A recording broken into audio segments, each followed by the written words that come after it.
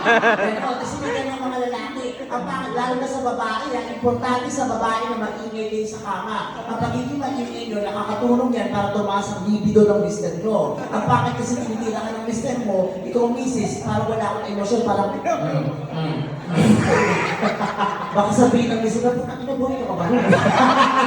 So makakatulong kayo ng bongga, lalo pag may edad na. Oh, meron nga ako napanood, sabi ng lalaki, no, come on honey, you talk dirty to me. Sabi. Sabi ng babae, ano talaga?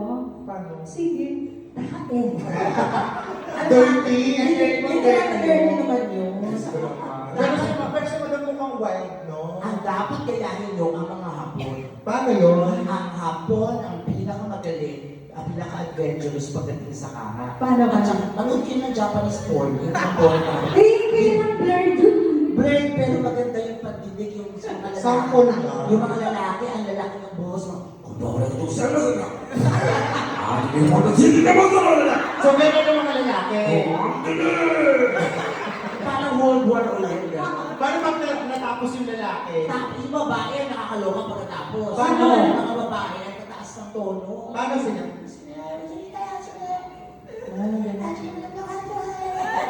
Ano sinasabi nila? Sabi, Hindi ko rin naman alam. Ay, naman natapos na. may narinig ako, sabi ng babae, hitay. Iba yun, hindi yun talaga ano. Doon, Pilipino yung napanood mo. Hindi mo talaga natapos. Pilipino yun. Tapos maglalabas sila yung mga Haponesa, bubay, may sinasabi sila. Kapag lalabas sila yung Haponesa, malalaman mo na. Paano? May binabanggit sila. Ano sinasabi? Nag-commercial? Alam niyo ba na lumang joke na yun? Pero kabisado ko ba? Sir, baba na kayo mag-usap kami. Hindi siya yung guest. Ano siya? Oo. Ganda. Sa bakla po ba nasubukan nila? Minsan ba kayo namumog ng bakla? Paano namumog? Hindi pa raw. Gusto mo ba? Gusto mo ba? Kaso wala na, kasi may edad ka na eh. Alam mo ba? Pag ganyan kasi mura na lang yan. Alam mo ba?